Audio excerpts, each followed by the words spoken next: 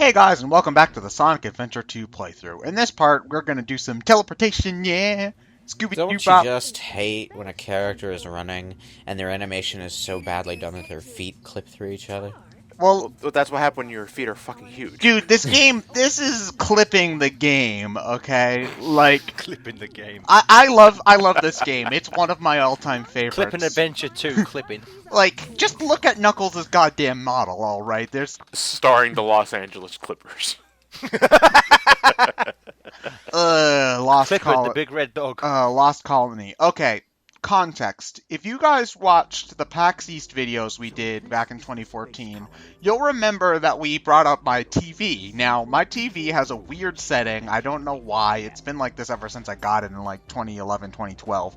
But basically, whenever there's not a lot of color on the screen and there's a lot of black, the brightness goes down. Meaning I can't see shit when I'm playing goddamn Lost Colony. So, yeah, you're welcome. It's supposed to be a power-saving feature. Unfortunately, it makes it absolutely useless for playing video games on. It wouldn't be a problem if I could turn it off, and I don't know how to do it. So anyway, yeah, the Lost Colony's gimmick is that the lights are off, and you gotta blow stuff up to turn the lights on. And for what it's worth, I can understand how this would have been an impressive thing back in the day, because Adventure 2 does have decent lighting, and like Eggman having goddamn brake lights on his mech is pretty funny. But this was a nightmare to try to record. They did brighten this level up though in the HD remaster. They did? Okay, because Yeah. I've only played the Steam version's the HD version, right? Yes. Okay, so I did play the HD version, but I've only done it once. Mostly just because I can't play this game with anything other than a GameCube controller. It feels weird to me to do it with anything else. Oh, please, Dreamcast OP, son. Yeah, I think I can play it with the Dreamcast controller. I agree, I like it on the GameCube more, but I have no problem going back to Dreamcast. It's just what I'm familiar with, because I've probably... Yeah. The only time I've ever touched a Dreamcast... No, I can actually think of only 2 times I've touched a Dreamcast controller. One is when we played Sonic Shuffle. You sound like you're on trial, Ted. I swear, I've only done it twice. I've only touched it twice, Governor. Okay, I was going to mention the time when we were at MomoCon, because that was the time I was thinking of, and when we played Sonic Shuffle, but then I remembered... So, whoa, Ted, you were touching my Dreamcast controllers? You sick son of a bitch. But I think the other time was I think I did play about 10 seconds of the original Sonic Adventure on my cousin's Dreamcast way back when. So, like, this was, I think, back, like, in 1999, actually. But... I have to say, screw Unleashed, this is the true power of the Hedgehog engine. This lighting is... Mwah. Beautiful. Well, for 2001, it's not bad. No, I ain't joking. You know what? I'll be honest with you, though. I very rarely go back and play the mech and shooting sections. I have no memory of this level. Like, I remember nothing about this level whatsoever. It's weird. It's basically just Eternal Engine and Cosmic Wall, but dark. So... do you think that was just a cost-cutting measure, and Sega was like, we don't have the budget for 2 levels, but we can do 1 and then just turn the lights off and claim it as another level. Yuji Naka, you're a genius. Give that man another Ferrari. Well, we were talking. Almost every character has a stage with every level motif. Or every style, I should say, because, like, Pumpkin Hill style, level style is reused in Skyrail. Really, actually, now that I'm thinking about it, the only aesthetic that's completely unique, I think, is probably City Escape. Yeah. Yeah, which, you know, is the first level, so that I can understand them trying to make that one a little bit more unique. But I love the little evil laughs Eggman does to himself after he blows up, like, a couple of like that, like the mech. He goes, Completely stationary robots that aren't attacking him at all. Yeah, Gunna shit. Let's just get out of the way. On the subject of controllers, the only thing about the GameCube controller that I personally find especially comfortable is the face button arrangement, and some people may disagree with me on that, but because the Nintendo controller has all of the button letters and functions reversed from the Xbox 360 and PlayStation controllers, actually playing with a GameCube controller where the face buttons are arranged differently saves me a lot of muscle memory trouble. It's that. It's also shaped in such a way that it fits in your hands really nice. And for me, Yeah. I think, for me, just playing it with an Xbox controller, I've played this game so much, with the GameCube controller. It just feels weird playing it with something else. That's mostly just it. But, that's not to say that the other controllers Nintendo uses don't fit in your hand really nice. Because, even the Wii Classic Controller Pro specifically, the one with the grips, feels really nice in your hands. But it has the button arrangements of an Xbox 360 controller, except the A and B buttons are swapped around and the X and Y buttons are swapped around too. No, the Xbox swapped it. It's been like that on Nintendo since the SNES. The SNES did not have buttons arranged in a diamond pattern. Yes, it did.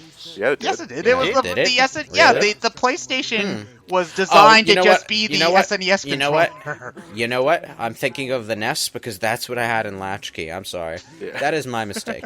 Just to close out the Lost Colony, what I want to know now is I want to see Ted play Lost Colony on the Dreamcast with his TV and see if it's possible. Wait, is it even darker on the Dreamcast? It's darker on the Dreamcast. So they brightened it for Battle, and then they brightened it again for the HD version. It's still too fucking dark. Well, it is Team Dark after all.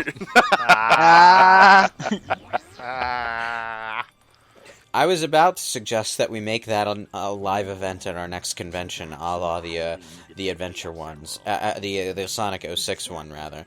But then I remembered, to really capture the effect, we'd have to video camera the television, but that would make it even harder to see for our viewers. Even Lost Colony, I was gonna say Loster. That's not a word. That is a terrible What looking the shot. hell? That is a terrible looking shot. Shadow, when did you become a Klingon?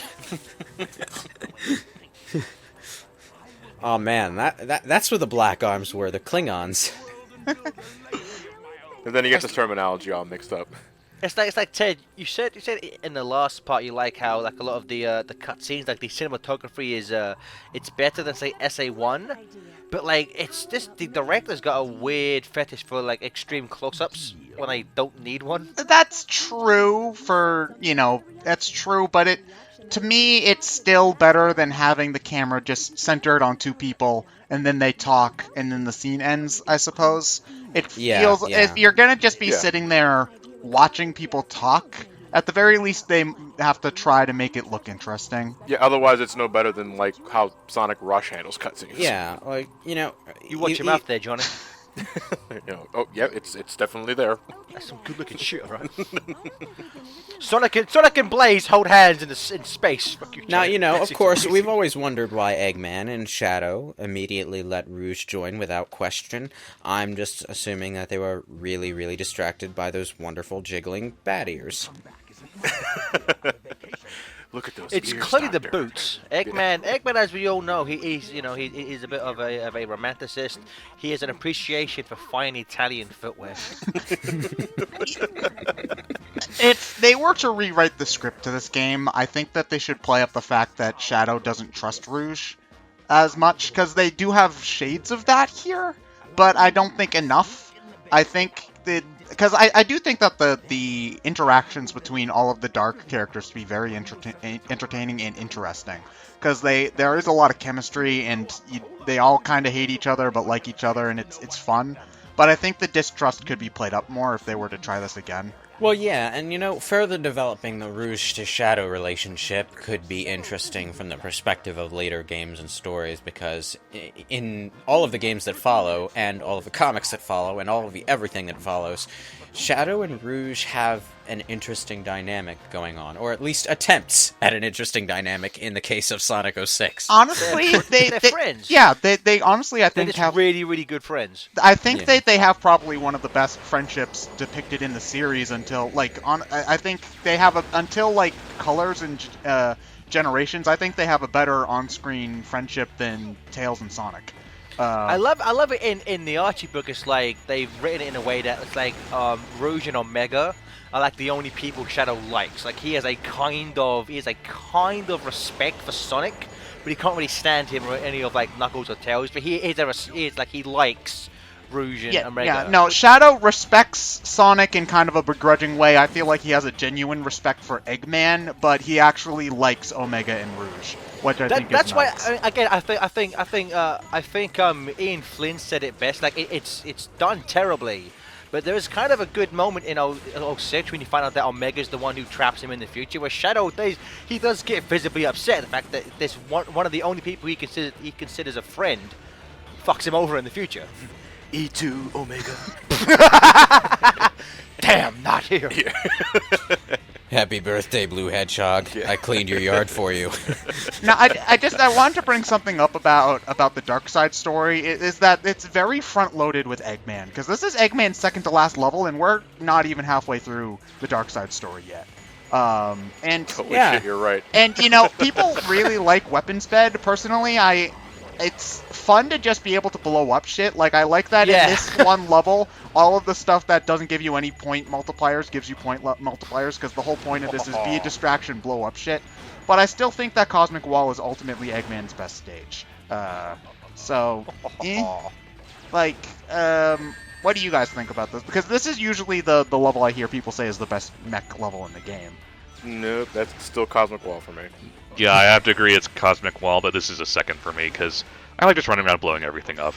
The design is very spacious, so you don't have to worry about control issues, and even in like narrow pathways like this, there are guardrails everywhere. Honestly, the most causes for my death is shit like that, where a ship will just immediately appear out of nowhere, hit me in midair, and it'll knock me back into the water. Actually, the one thing that I can understand about people having control issues with the mech is that if you are still pressing forward on the control stick when you're up against a wall, you'll kind of like jitter and move back and forth along the wall because the mech still wants to move, but it can't move forward, so it'll go to the side instead. And Not to mention, in an attempt at being realistic, turning with the mech at a standstill is awkward. Oh, yes, somewhat. I agree.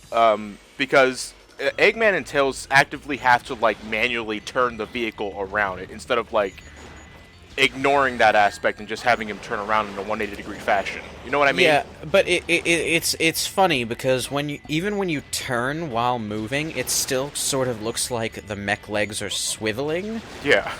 So they tried to implement the control in a realistic way, but visually it doesn't look realistic at all anyway. It's the reason why I think a lot of people, including myself, will often jump before turning around.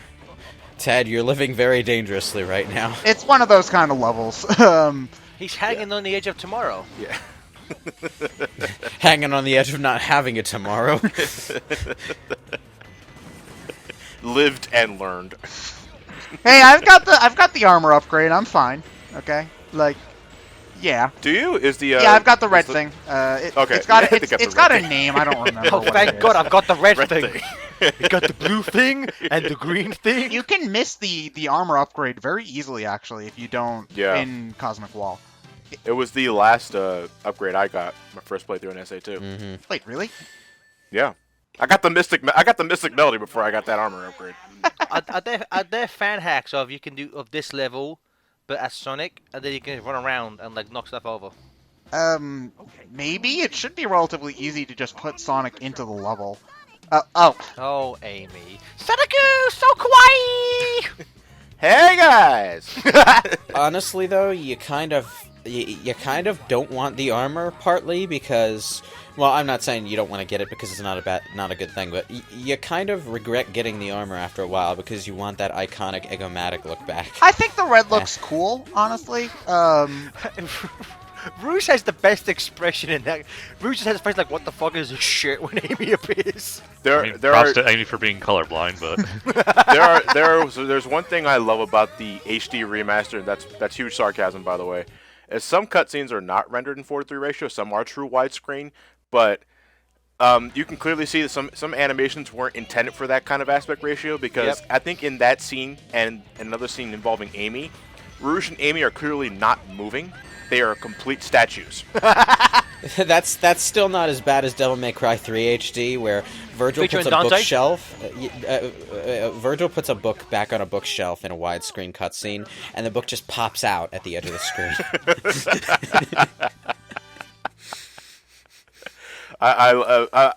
You know what cutscene it is? It's actually the cutscene before Sonic and the gang go into the death chamber. You can see Amy just slightly off the screen because she can now be visible in the widescreen ratio, but she's a goddamn statue. Which, to be fair, that's all she is in this game. She doesn't do shit, so it's fine. Amy is mostly just there for comic relief and plot convenience. Quote unquote comic relief. Okay, that's her purpose for being there. Whether or not you think she succeeds is a matter of opinion. No, her main purpose isn't until last story. She does have a story function for being here, which I love the fact that they gave it to Chris in Sonic X. But unfortunately, we don't have a scene where Shadow beats the piss out of Amy before she gets to do it. Wait, I forgot that was a thing. I'm going to say in Sonic X, it makes a little more sense for Chris to do it because he's human. We're all in this together! Yeah, that Chris boy reminds me a lot of this small 8-year-old girl. Well, more... I would say he would remind me more of a human girl True, than... granted, I'll give you that. Than a hedgehog, yeah.